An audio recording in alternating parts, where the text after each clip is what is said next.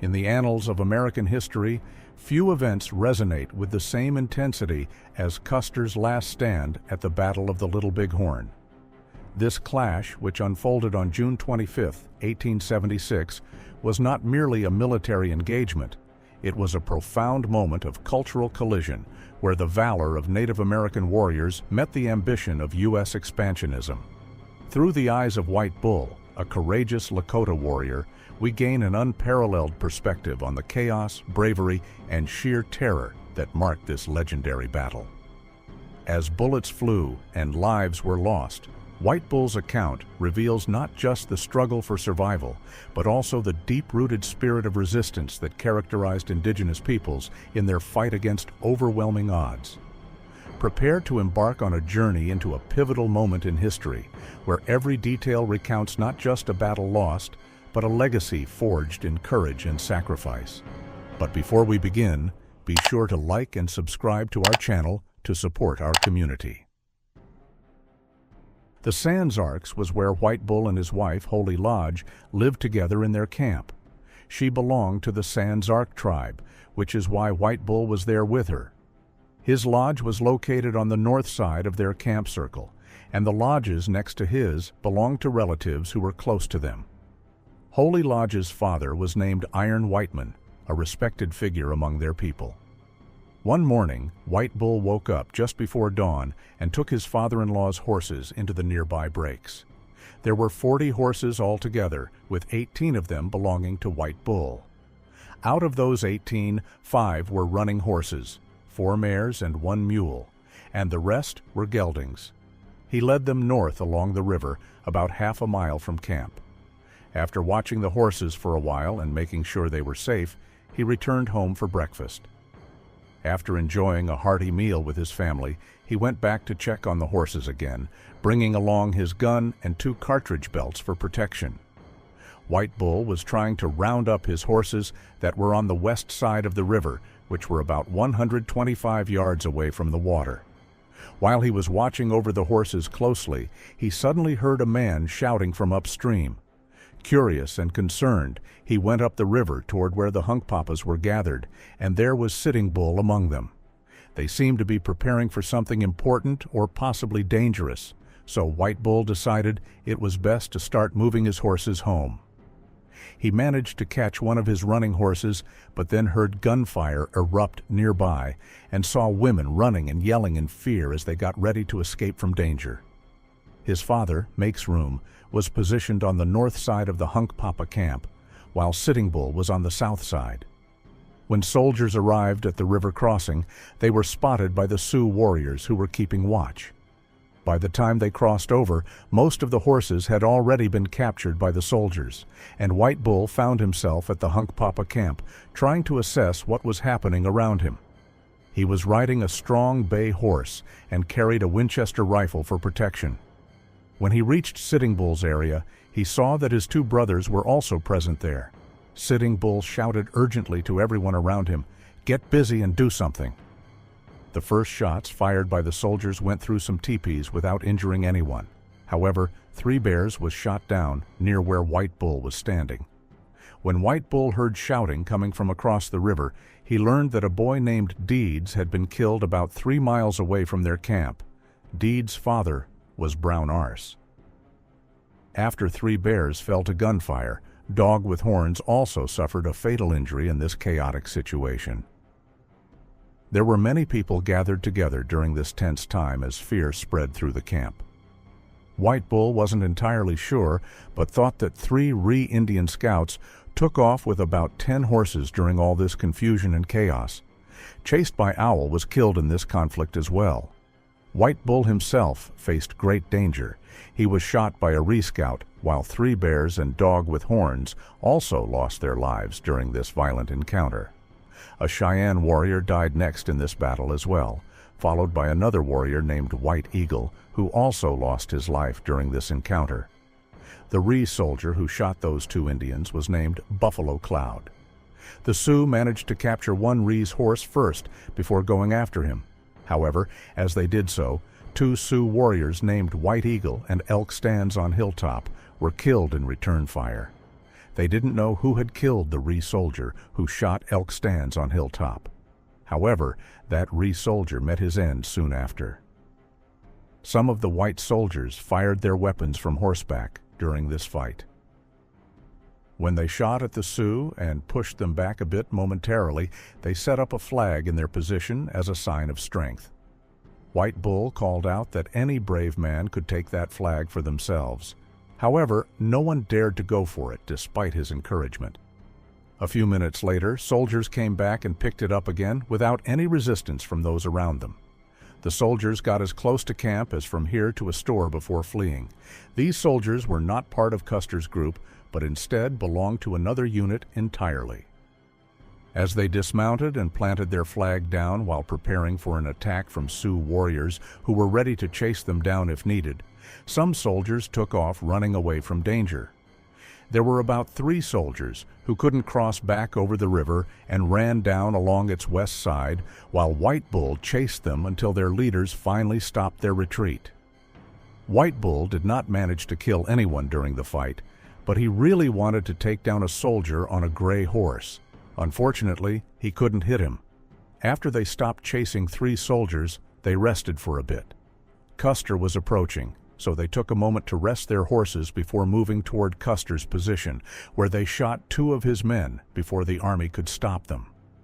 The women and children were about half a mile away from the action, and Custer stopped directly across from the camp. There were 4 companies involved in this battle, with Custer leading the second one from the north. After the soldiers were killed, those who looked at the map could see where Custer was lying. The Indians positioned themselves between the troops and the women to protect them. White Bull was on the east end of the line and took a center run, but did not hit anything. The second time he charged forward, he vowed not to turn back. He aimed for the last company. As White Bull started his charge, the rest of the Indians followed suit, and soon the last group ran into the second group, while the second moved toward the third. All of the soldiers quickly mounted their horses, and when the Indians found themselves between 2 companies, White Bull pulled a white soldier off his horse. When the first group reached the second company, they didn't run in a straight line. Some ran toward the river and were all killed there. Before pulling that man off his horse, White Bull managed to kill another soldier. The fourth company tried to advance toward the third company in a draw, but didn't get any farther. Between the second and third companies, after he pulled that soldier off his horse, White Bull captured a gun and belt from a dead soldier. He had counted 2 coups by then. The fourth company had lost their horses. They had white horses, which belonged to what was known as the Gray Horse Troop. As White Bull chased after horses, another Indian appeared in front of him and cut him off. At that moment, the third company had bay and white horses, but soon lost them all. Sorrels, bays, and whites were in that third company, alongside those from the first and second companies. Before the third company released their horses, they ran southward. All except one were killed, but that lone horse was shot from under its rider. This might have been related to a man who fought from a hill nearby. Butler must have been with either the second or third company, but White Bull did not see him during this chaos. Down at Reno's position, 2 soldiers managed to escape. However, one was killed by Indians while the other took his own life, according to Did Not Go Home, who had chased them down. The white soldiers from both the first and second companies were still on horseback when they reached the fourth company. They fled from the third company and were all killed down in a draw. The last soldier killed was close to the riverbank. This outcome made White Bull feel good as he picked up head feathers right along that area. White Bull planned to wear all of his feathers someday. It is customary for warriors to wear only 1 or 2 feathers at a time. Some societies would wear all of theirs during special gatherings. If they shot an enemy 1, 2, or 3 times during battle, they would wear a red feather as a mark of bravery. The first company was charged by White Bull and his band. The fourth company began to run toward the hill, but most of them didn't make it to the top. They lay down and started shooting. White Bull was on the east side, and Crazy Horse wanted to charge, but ultimately backed out. However, White Bull continued on the run. They were close to the nearest horses, while Crazy Horse was talking to his men. They were on level ground, and he was riding the same horse he had when Reno arrived. As White Bull rode through, the space between him and the soldiers was as close as from here to that house. He leaned forward on his horse, gripping its mane with both hands. White Bull had heard that some warriors shot from underneath their horses' necks. He was riding bareback, but had a bridle on his horse. After passing through, he joined a group of Indians on the other side. The third company started running down the hill, and White Bull ran over a soldier on horseback. The Indians got as close as from here to White Bull's house. The boys kept encouraging each other, shouting, "Try!" After running over the soldier, White Bull's horse was shot down, leaving him on foot. Then he saw Bear Lice coming toward him, leading one of the soldier's horses, a bay, and Bear Lice gave this horse to White Bull so he could start again and go after a soldier. Unfortunately, that soldier was shot before White Bull could reach him, but he managed to strike him. After hitting that soldier, White Bull noticed another soldier standing there trying to protect himself. He jumped off the borrowed horse and approached him on foot. White Bull was about as far from that soldier as from here to the hall. The soldier fired his weapon at White Bull, who got closer until the soldier threw his gun at him. This prompted White Bull to start fighting back. He held a gun in his right hand and a whip in his left hand, while the soldier tried to knock the gun out of his grasp. In the struggle, White Bull struck him in the neck while the soldier wore a coat. White Bull yelled for help, calling out to Crowboy and Bear Lice to come over and assist him. They accidentally hit White Bull too during their rush to help. The reason they called Crowboy was that White Bull shouted twice, "Hey, hey, come help me!" This happened just as the soldier was about to grab White Bull's gun. It was customary for warriors to call out when they struck an enemy. They would announce, "White Bull strikes first," followed by second or third strikes. Some warriors believed that touching an enemy was enough indication that they had met the ground rules for earning a coup. After White Bull shot the soldier, he took the soldier's pistol and belt and moved toward the enemy. The remaining soldiers were in a draw, and White Bull and his group positioned themselves in front of them. As two soldiers approached, the Indians crouched down and waited for them to get closer. White Bull shot one soldier, while at the same moment a Cheyenne warrior shot the other. They both claimed their first coup on the soldier they shot and a second coup on the other. White Bull then took the soldier's gun and climbed up the hill. When he reached the top, he realized he couldn't feel his leg. It had been hit but not broken, only swollen. He laid in a ditch until the battle ended and the Indians began to leave. Once horses were brought over, White Bull was placed on one. About 10 soldiers chased him up the hill. These were the last ones alive from that group. The fight lasted around an hour, with the sun still before noon. There were only a few cartridges left in the belts they had captured from the soldiers, who wore caps. After returning to his father's lodge, White Bull found that their camp had not yet been fully set up. Sitting Bull was there with medicine. He applied it to White Bull's wound and wrapped it with buffalo fur. The announcer declared that their camp would soon be established. Some women brought their teepees, while others had to return for them later. The medicine was made from roots known as wounded medicine. White Bull said it was a great battle, and he enjoyed it despite the chaos. During and after the fight, many women were crying, so White Bull's father urged them not to cry, but to sing instead. There was a special song for the Sioux men who lost their lives in battle. His father remembered a song for a brave man named Elk Stand on Top. The people call him Elk Stand. He was a brave man, but now he is gone. Sometimes they call him Elk Stand on Top because of his bravery, but his spirit has left us now. Sitting Bull advised White Bull to be careful, warning him that he could be killed someday. Sitting Bull was across the river fighting at that time, and White Bull didn't hear what Sitting Bull was doing during the battle. There was some disagreement among the Indians about whether Sitting Bull was with Longhair, Custer, or not. While White Bull's father stayed home watching over the women and keeping them safe, Makes Room was 50 years old at that time. Most of the men involved in this battle were younger warriors. Only half of them participated in this fight. Makes Room never engaged in combat himself, and White Bull did not see Jumping Bull or any chiefs during this battle. After bandaging White Bull's leg, noon arrived, and after dinner, Sitting Bull applied more medicine to White Bull's wound. Wanting to retrieve his saddle and leggings that he had discarded during the fight, White Bull returned to the battlefield where most of the close fighting occurred. Bad Soup pointed at Custer's body and remarked that Custer thought he was the greatest man in the world, yet here he lay dead. Bad Soup was Sitting Bull's brother-in-law. All of Custer's clothing had been taken by then. Notably, Bad Soup did not have a mustache, which indicated he wasn't Custer.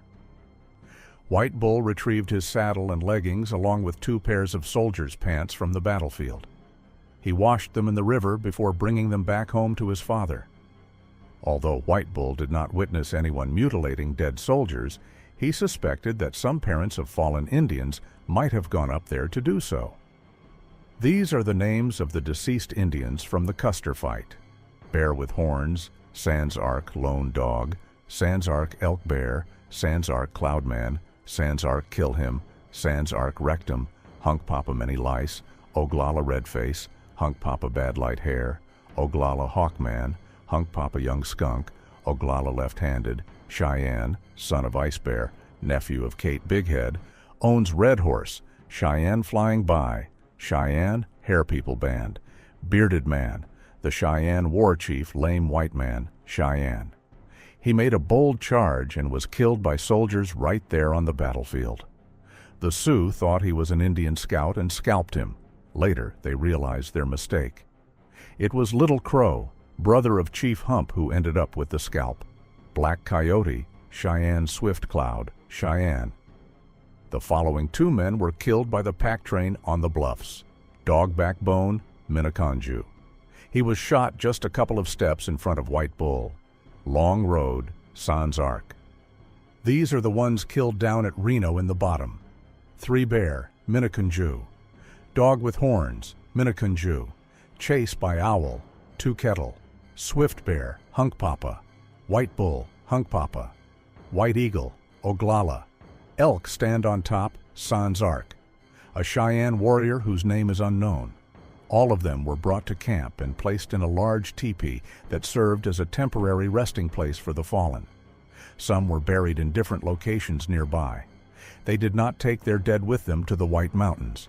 However, 2 died on the way and were buried where they passed away. After White Bull returned home with his saddle and leggings, he went to one of the bluffs and stayed there all night to rest and reflect on the battle. He came back after dinner and fell asleep from exhaustion.